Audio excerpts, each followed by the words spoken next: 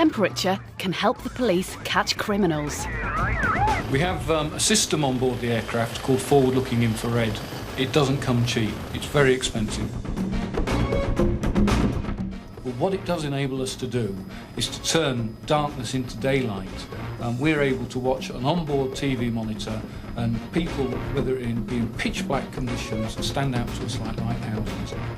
Andy, we're going to a car chase. It sounds, I don't know what they're chasing. It's very fast. 99 Channel 2, we're overhead this pursuit. Slung below the helicopter is a special thermal imaging camera. Right, get ready for a bailout here. Instead of seeing light, it sees heat. Still moving, Dave. 992 units, we've got the bailout at the garages. High temperatures, like a person's body, look black. The cooler surroundings are shades of grey. We've got 2 suspects out at the moment. The police officers, that's 2 of them. That's definitely 2 of them. Right. They've got 1 arrest out the other side. Have they? So they've got 3 then? Yes. Oh, they've got 4 now. 4 out of 5. No, that was received. So you've got 4 out of 5. I beg your pardon. In that case, I think we will call that a result and resume. A job well done thanks to thermal imaging. Well done.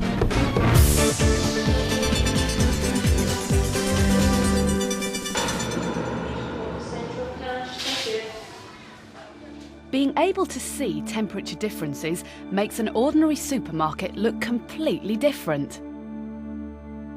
This camera produces a computerised image that makes hot things look yellow and white, cold things look blue or black.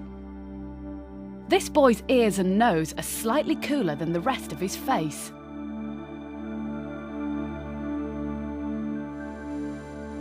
Why does a hot cup of tea leave a yellow mark on the tabletop?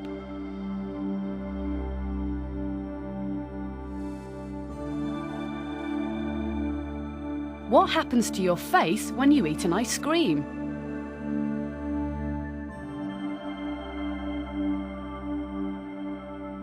Out on the street, car engines are much hotter than their surroundings.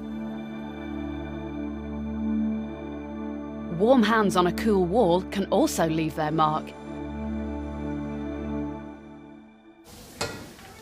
This guy has been sitting in a hot steam room for several minutes. What's going to happen when he steps into a cold shower? The warm yellow becomes a cool blue.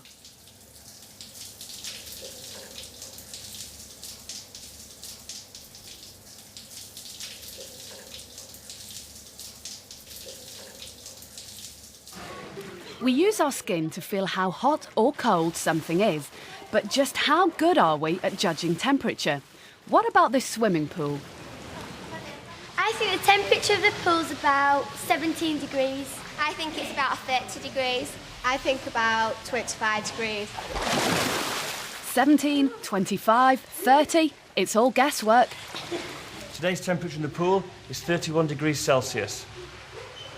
So none of them were right. Our skin isn't able to measure the exact temperature of anything. All it can do is recognise temperature change. To see what I mean, take a couple of bowls of water and 2 investigators. The bowl of water on the left is warm, the one on the right is much colder. They each keep a hand in the water for 5 minutes. Then it's time to introduce 2 identical cans of drink. The temperature of the cans is midway between the 2 bowls of water, so how will our investigators react when they pick them up? This can feels warm. But this can feels cool. Hang on a minute. If the cans are both the same temperature, how can one feel warm and the other feel cool? Try it for yourself and see if you can work it out.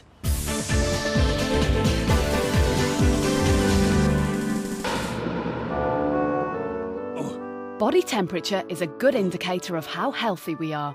In the past, doctors placed their hand on a patient's forehead to check if they were ill. But they often got it wrong. They needed a thermometer, a tool to measure temperature accurately. One of the earliest thermometers would have looked like this. It's made of a glass bulb with a long, thin neck. To construct it, the bulb needs warming. Then the end of the long tube is dipped into a flask of coloured water. As the bulb cools down, watch what happens to the level of the red liquid. It rises up the tube.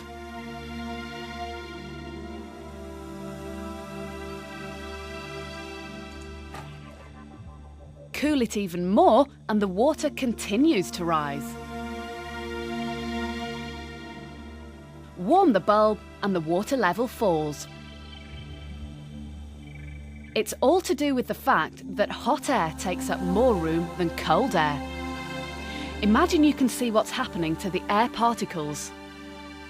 As the particles get warmer, they begin to move faster, they're gaining energy. The particles push each other further apart and the air expands. Because the air takes up more space, it pushes the liquid down.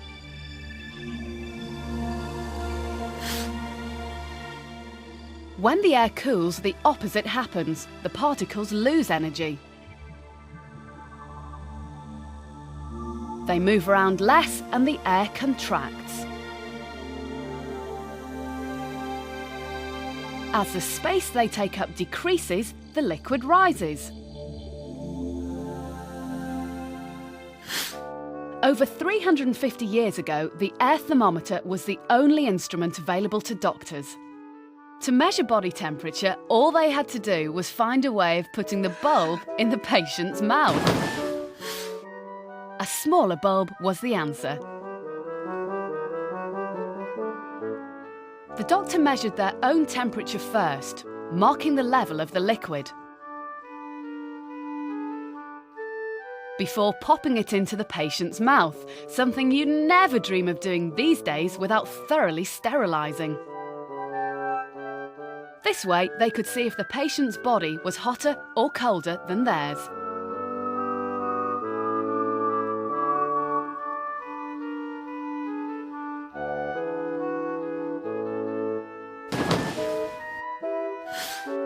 In the 1600s, anyone interested in measuring temperature made their own device. They came in all shapes and sizes.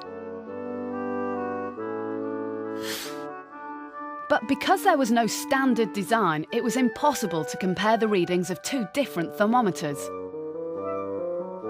What was 6 on one might be 16 on another. Scientists needed a standard scale. More modern thermometers use a liquid in a sealed glass tube. This time, it's the volume of the liquid that changes with temperature, not the volume of air. To work out a standard scale, you first need a fixed low temperature, like the melting point of ice.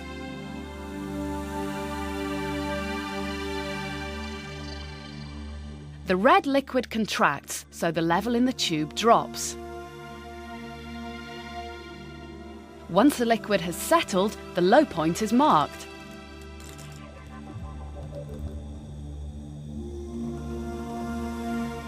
Then you need a fixed high temperature, like the boiling point of water. This time, the red liquid expands, so the level rises.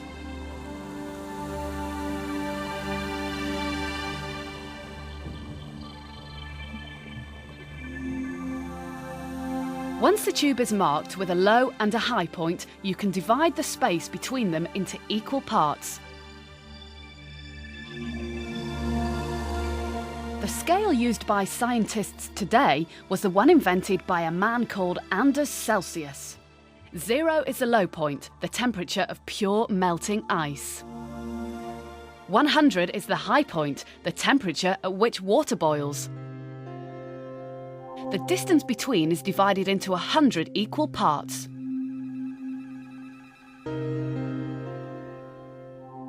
This same technique is still used to make thermometers today. At the Zeal factory in London, each thermometer is individually made.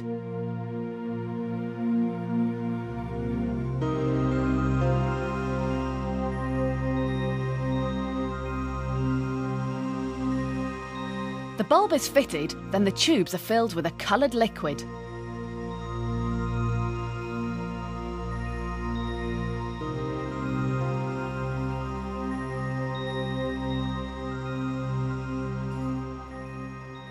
A low and high temperature is marked on each by hand before adding the scale. It's a painstaking and time-consuming process.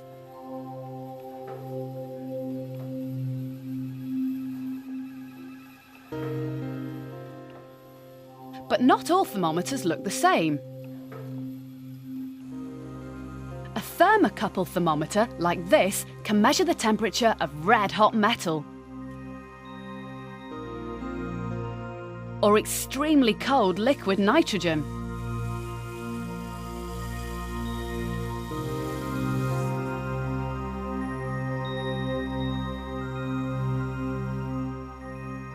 There are thermometers everywhere.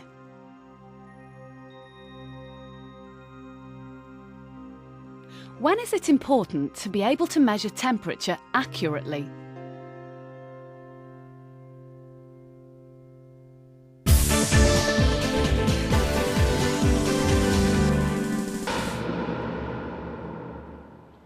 You can measure the temperature of anything. It tells you how hot or cold something is. Temperature is all to do with energy. To take a closer look, we're going to use a strawberry milkshake and a hot chocolate. The temperature of the strawberry milkshake is 2.1 degrees C. The hot chocolate is 44.9. Imagine you could see the tiny particles that make up the milkshake. Temperature is a measure of their movement energy. Each particle is moving slowly, so the temperature of the milkshake is low. The particles in the hot chocolate are moving much more rapidly. The movement energy of each particle is higher, which means the temperature of the hot chocolate will be higher too.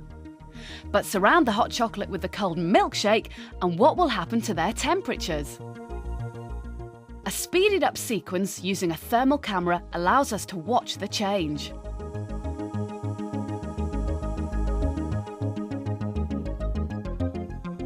Eventually, everything begins to look the same colour. The milkshake and hot chocolate and their surroundings become the same temperature. What can you now say about the energy of the particles in each drink?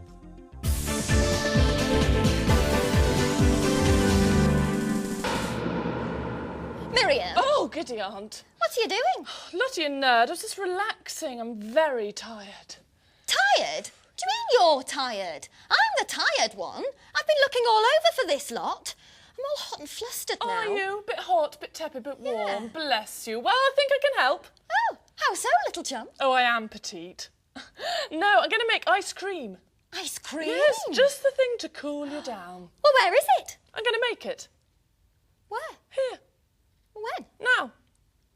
Well, how long will it take? 30 seconds. 30 seconds? Yeah, no, I just not. Look, pass me the stuff, I'll show you. Oh, well, what do you need? Oh, chocolate, probably. No, no chocolate. Oh. Now, first of all, I need some custard. OK, some custard. It's lovely, thank you. A little bit of cream. OK, a little bit of cream. Fold that in. A few strawberries. Ooh, there you go. Thank you. And a spoonful of sugar. Spoonful of sugar. That's it. And then there's a secret ingredient. Oh, what, like secret chocolate, no, for example? No, chocolate. Oh. Well, chocolate or not, I'm not convinced by this 30-second theory of yours. Look, you can trust me on this one. OK, and put these on. Ooh.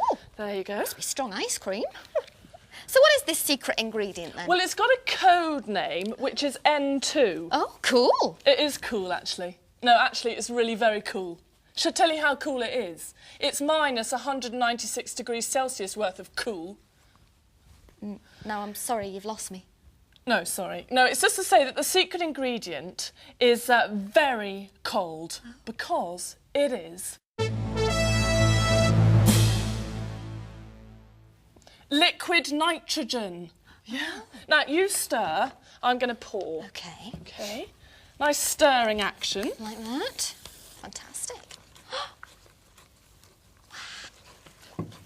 Keep stirring. OK. I'm keeping stirring. Oh, yes, something's definitely happened. Wow. Well, blooming hammer. You see? Ice cream in 30 seconds. That's amazing! Yeah, well... Needs chocolate. Oh, she never gives up. But there is another quick and easy way to make your favourite ice-type refreshment. What do you need? You need the same ice cream mixture, 2 tubs, some ice, some salt, and... Some chocolate! Ow! No! Will you give it a rest about the chocolate? No, you don't need chocolate. You need a shaking action. A shaking action. Oh. Yeah. You see, what you do is you have to put the ice cream mixture in the small tub. Mm-hmm. Put the small tub in the large tub with some ice and some salt. Okay. Put the lid on and shake. Shake? Yeah. Okay. Shake for 20 minutes. 20 minutes? Yeah. And begin.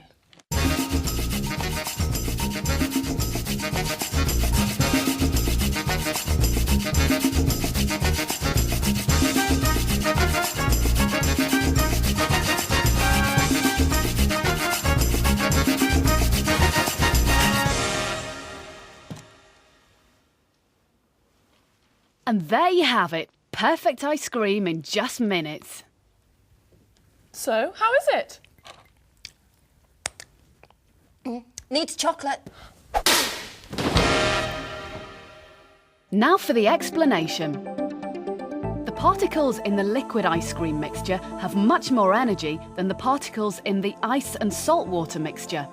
Once in contact with each other, the energy is transferred from the warmer substance to the colder substance. Shaking helps this transfer of energy.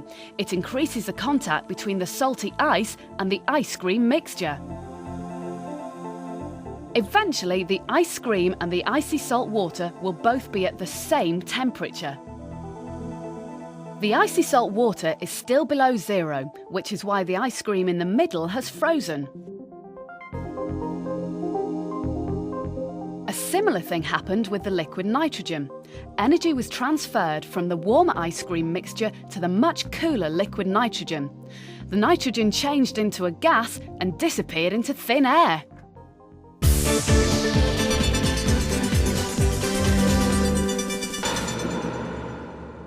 Even cold things have energy. So how does the amount of energy in a small bowl of ice cream compare to the amount of energy in a large tub of ice cream? The ice cream in both the tub and the bowl are at the same temperature, so all the particles have the same amount of energy. But if the portion in the bowl is smaller, there'll be fewer ice cream particles. The large tub contains a lot more, so the total energy of the big portion will be far greater than the total energy of the smaller portion. So which has more energy this time? A cup of water or a swimming pool full?